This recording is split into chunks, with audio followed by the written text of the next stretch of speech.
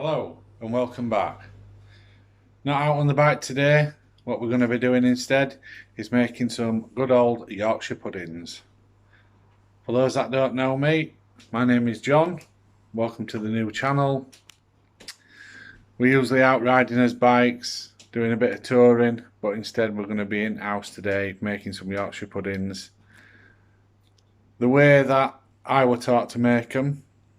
So I hope you enjoy, and I'll catch you in a minute.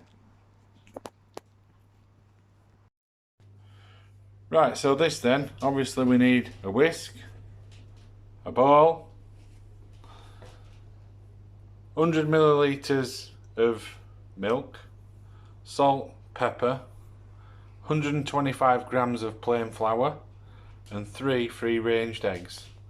Also, 1 Yorkshire pudding tin, and some either olive oil. You can use vegetable oil, sunflower oil, but I like to use rapeseed oil.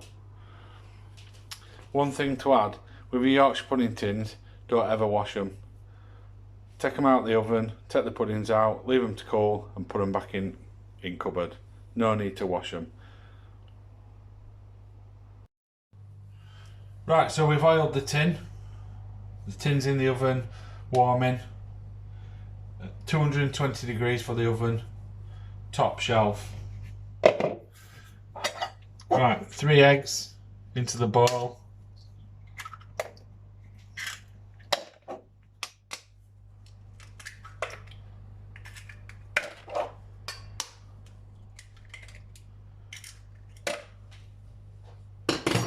Right, beat the eggs.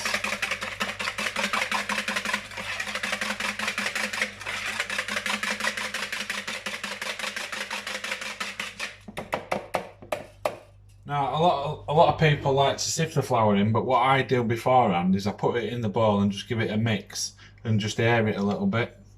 So what we want to do is add the flour to the eggs slowly while beating, best you can,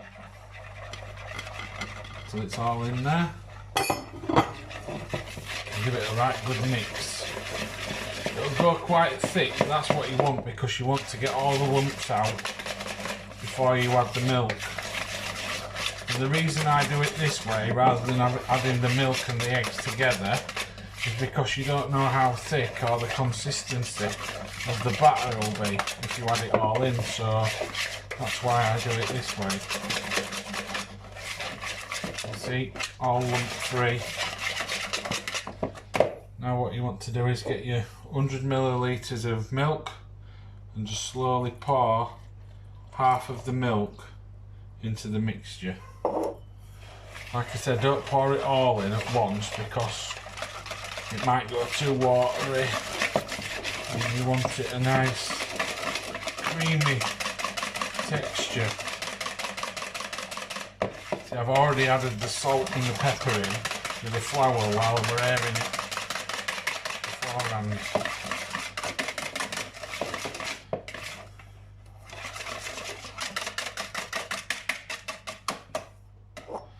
A little bit more milk. You see, you may not need all the milk because although the eggs are the same size shell on the outside, what's inside might be a little bit more. The yolks might be bigger, there might not be as much egg white. Right, so I think that's about right. So what I do to make sure that my batter is how I like it is just give it a circle mix like that and just see how long it takes for the batter to drain down the sides of the bowl. See, if it's sticking too much, I don't know if you can see that right, if it's sticking too much, add a little bit more milk, but for me, if it's taking roughly 5 seconds to drain down, that's fine. Drain down the sides.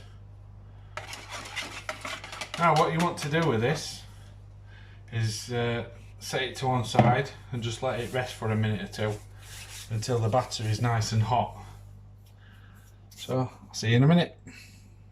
We must do that. Halfway through making my video, my wife decides to come home and she's bought herself some Mother's Day flowers. I don't know if you can see. Say hello. Hello. Right, so while the trays are in the oven warming, all I've done is transferred the mixture into a pouring jug just to make it easier when pouring the batter into the tins. Right, so I've got my trusty towel to get my tins out of the oven.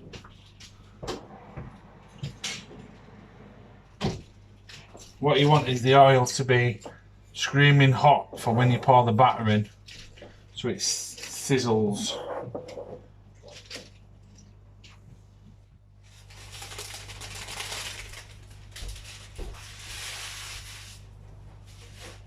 Pouring them evenly.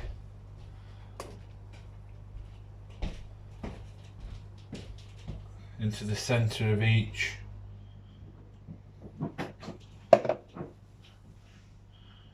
And then straight back into the oven.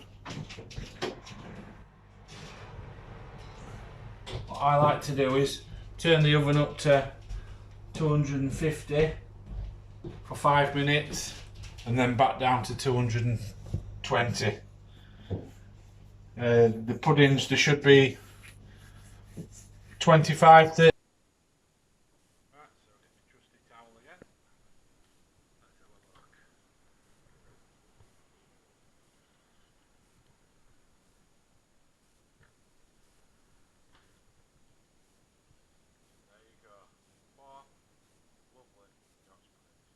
what I like to do every now and again is add a bit of onion to the mixture, so it just gives it that onion flavour, also with a nice little bits of onion in it, lovely with the gravy. Okay, thank you. Right, I hope you like the video. Like I say, it's a little bit different to what we're normally doing. We're normally out there riding as bikes, enjoying the sunshine and the rain. So yeah, please subscribe, share, and stay safe. Thank you.